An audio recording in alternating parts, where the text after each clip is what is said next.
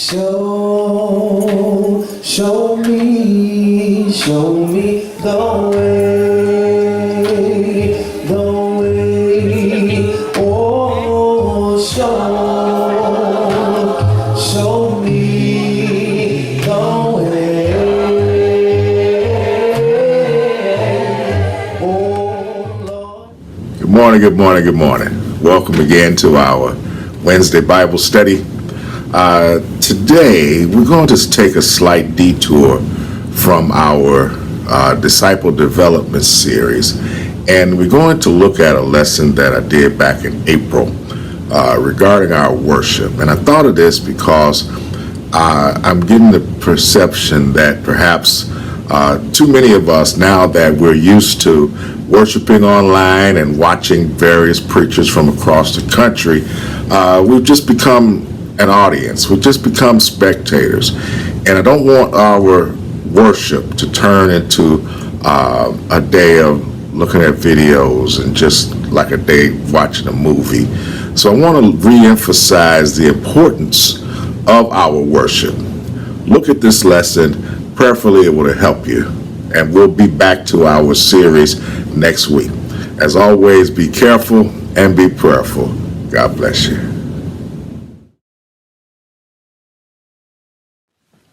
Good morning. Because of the recent outbreak of the coronavirus and the resulting bans on public gatherings, many churches have begun offering video and audio worships for their members. This is new to us, and I fear that many are not approaching these forms of worship in the proper manner. Because we have not gathered together with one accord and in one place, God is still worthy of our worship.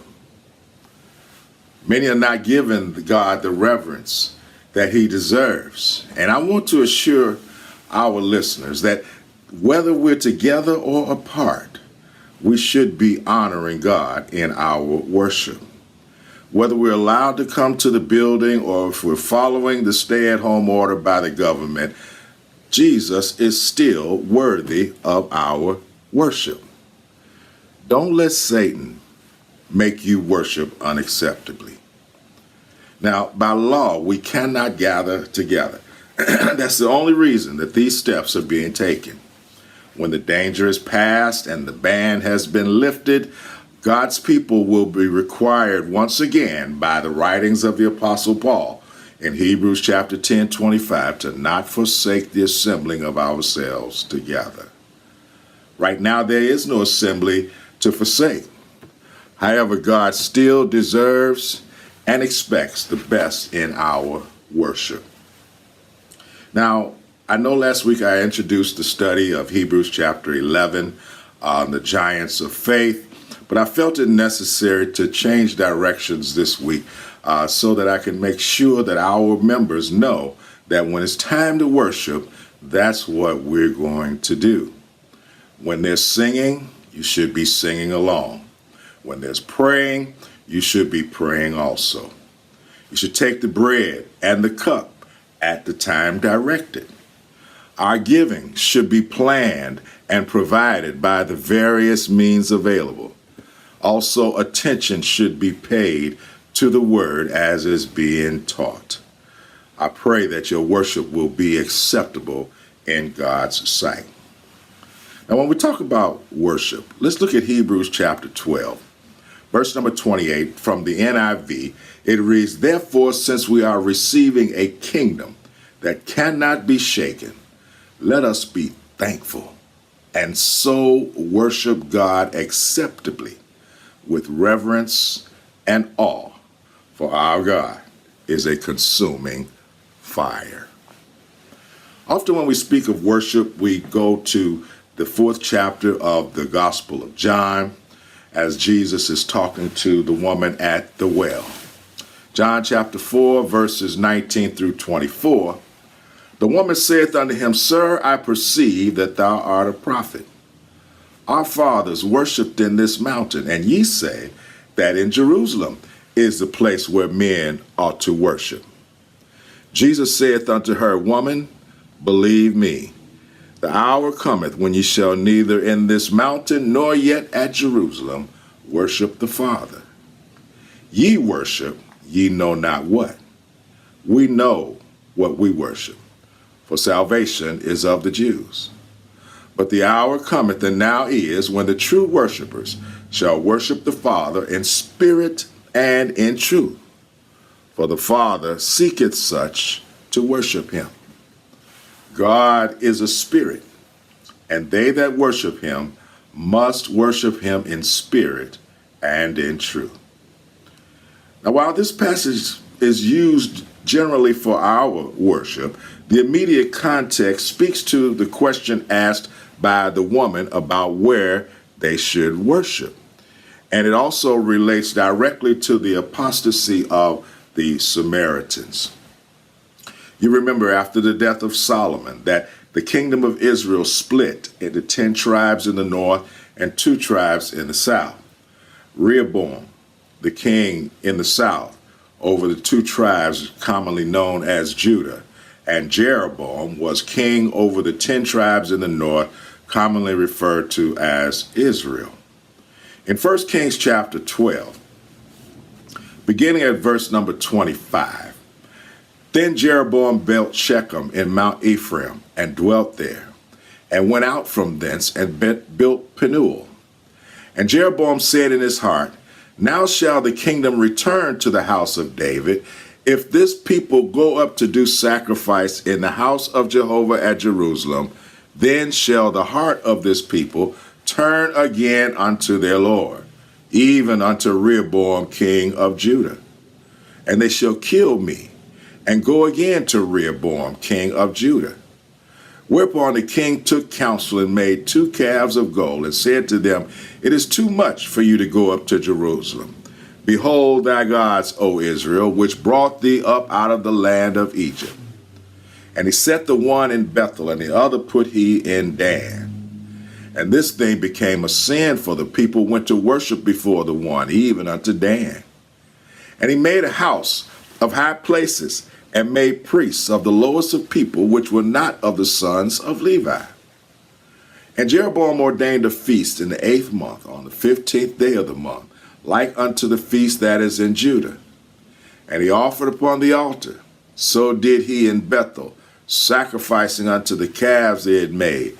And he placed in Bethel the priests of the high places which he had made. All right. Jeroboam is afraid that if Israel continues to go down to Jerusalem to worship, that their heart would return to Rehoboam, the rightful king, and that he will be excluded.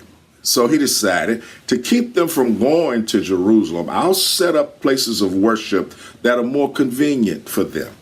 And one of them was in the mountain that the woman at the well was making reference to. The mountain she made reference to is Mount Gerizim, the Mount of Blessing, as found in Deuteronomy chapter 11, verse 29. So the woman told Jesus in verse 19, Sir, I perceive that thou art a prophet. Our fathers worshipped in this mountain, and ye say that in Jerusalem is the place where men ought to worship. Now she was expressing herself based on the tradition of her ancestors, not on the truth of the scriptures. It appears that God's people were more interested in the where or the place of worship than the worship itself. This was a controversy between the Samaritans and the Jews that raged for hundreds of years. So let's look at Jesus' answer to her question. Jesus said in verse 21, Jesus saith unto her, Woman, believe me, the hour cometh when ye shall neither in this mountain nor yet at Jerusalem worship the Father. Ye worship, ye know not what. But we know what we worship, for salvation is of the Jews. But the hour cometh, and now is, when the true worshipers shall worship the Father in spirit and in truth. For the Father seeketh such to worship him. God is a spirit, and they that worship him must worship him in spirit and in truth. Verse 21, Jesus saith unto him, Woman, believe me, the hour cometh when ye shall neither in this mountain nor yet at Jerusalem worship the Father. Jesus is saying a new age is coming, the hour cometh, in which the place will be irrelevant. This age-old argument of where God is to be worshiped is going to soon be over. The hour has come, and thankfully we can worship God wherever we want to. I don't mean wherever we want to spiritually. I mean wherever we want to physically. Their position on the location was based solely on tradition and not this scripture. She says in verse 20, Our fathers worshiped in this mountain, and you say that Jerusalem is a place where men ought to be worshiped. Church, many an error has been committed based only on tradition. The Jews had scriptural basis for their location because of the temple that Solomon built for God. In 1 Kings chapter 9, God sanctified it and placed his name there. Verse number 3, And the Lord said unto him, I have heard thy prayer and thy supplication that thou hast made before me. I have hallowed this house which thou hast built, to put my name there forever, and mine eyes and my heart shall be there perpetually. Now in verse 22 of John chapter 4, Jesus says, Ye worship, ye know not what. We know what we worship, for salvation is of the Jews. The Gospel Advocate commentary puts it this way: Ye worship which ye know not. We worship that which we know. It's from the Jews. Salvation is for the Jews. The Samaritans had an imperfect knowledge of God and of worship. They accepted only the first 5 books of the Old Testament. They rejected the prophets, the major prophets, the minor prophets, and they kept them from knowing many things about the nature of God and his will. Therefore, they were in error regarding not only where to worship, but also how to worship acceptably. The fourfold gospel commentary says of this verse, Jesus here speaks as a Jew and draws a comparison between the intelligent worship of his people and the ignorant worship of the Samaritans. Though the Samaritans possessed the Pentateuch, they were without the revelation of God which the prophets of Israel had developed, and their worship was neither authorized nor accredited by God. Moreover, it led toward nothing, for salvation was evolved from the Jewish religion and not from that of Samaria. Because of this fact, it appears to me that you cannot know who you worship unless you learn about God from the entire Bible. The Samaritans didn't have the entire Bible, so they did not know of all the errors that Israel made, of all the punishments that God inflicted, of all the promises that Jehovah had made, or about the Christ of prophecy. They couldn't worship God properly because they had a limited knowledge of God. Verse 23 in John chapter 4, Jesus said, But the hour cometh, and now is, when the true worshipers shall worship the Father in spirit and in truth. For the Father seeketh such to worship him. Jesus is talking about the coming kingdom. He's not talking about a location, whether in this mountain or in Jerusalem. But he's saying that God is looking for those to worship him in spirit and in truth.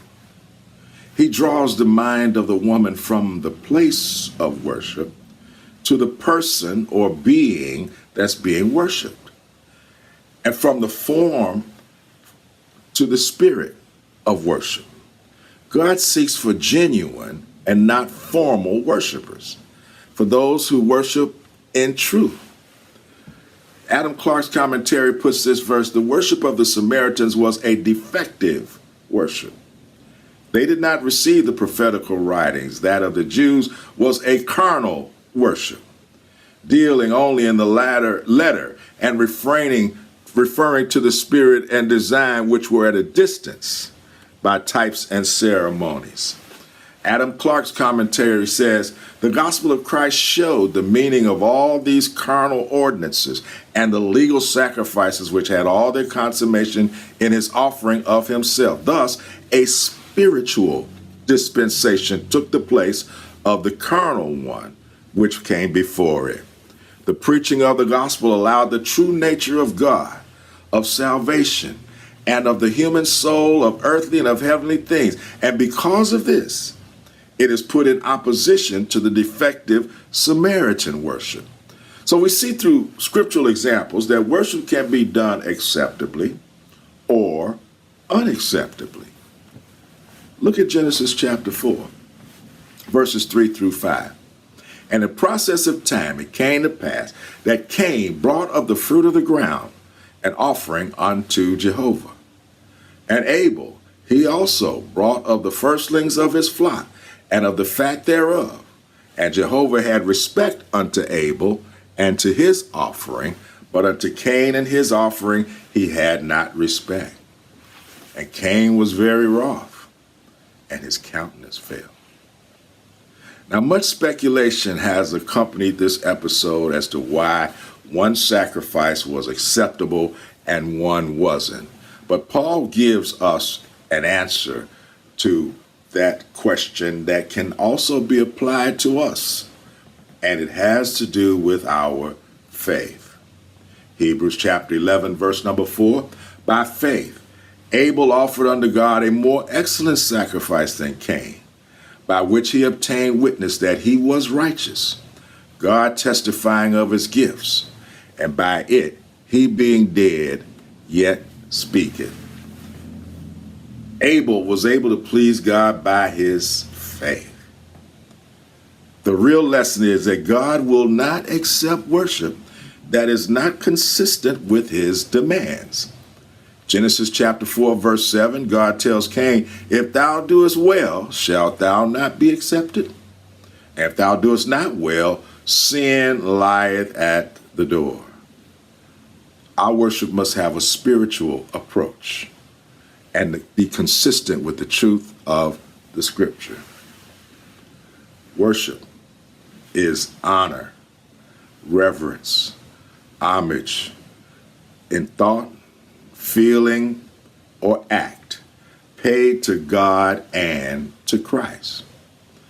It carries with it the idea of showing the worth of the object of our worship. It is the praise, adoration, and reverence of God, both in public and private. A celebration of the worthiness of God by which honor is given to his name. When we examine the examples of worship in Scripture, we can easily sense the awe in the believer as every capacity is focused on God and who he is.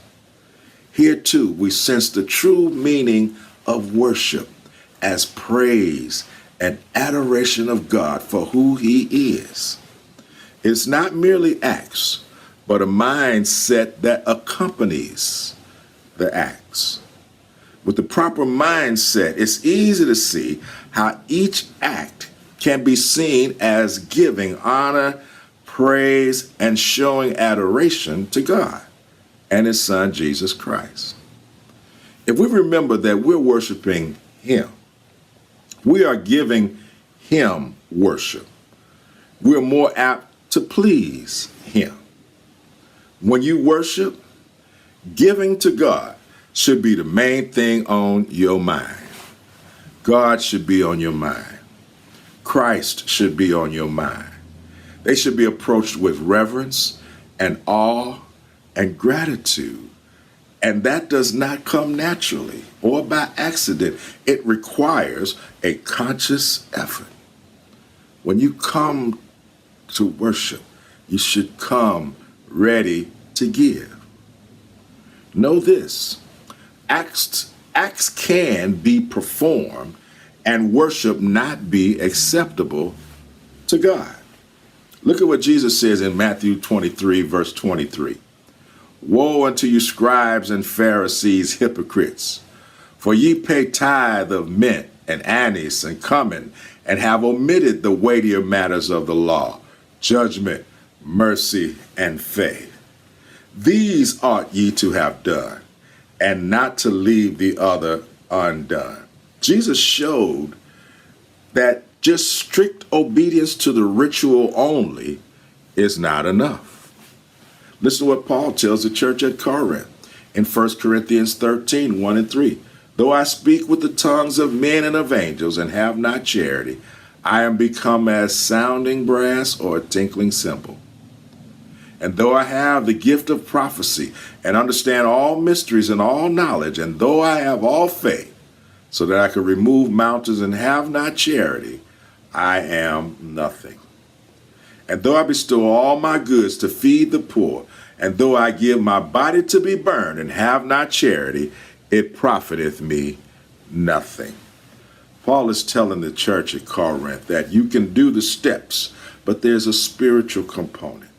And I want to make sure that all of our listeners understand that while we are sheltering in place, and while we are maintaining social distances and following the mandate against gathering, we want to make sure that when we worship, that we're worshiping God in spirit and in truth. And may God bless you. Show me the way, oh, show me the way, oh, Lord, I am down here, Lord, and I need your power. Show me the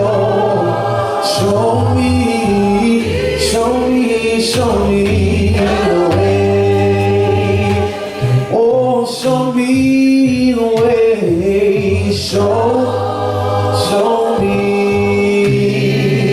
Show me the way. Oh Lord, show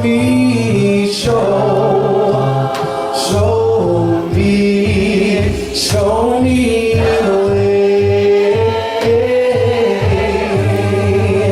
Lord, I'm down here, Lord, and I need your power. Show me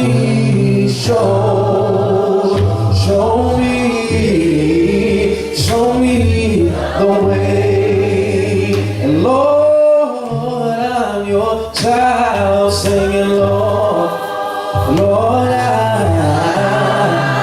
said that I'm your child,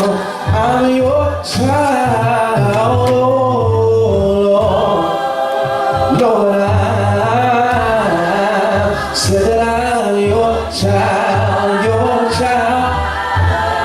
and that's why I'm down here, Lord, and I need your power. Show me the way. Oh, show me the way. Show me the way.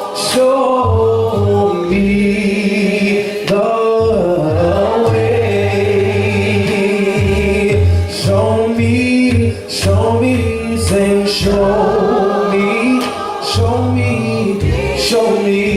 me the way. I'm down here,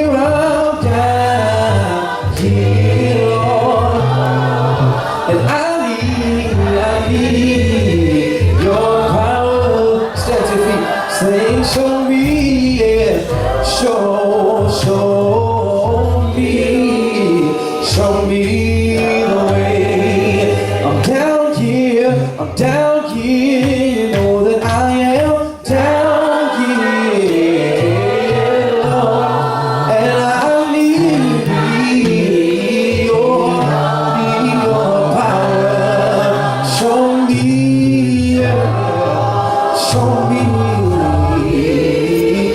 show me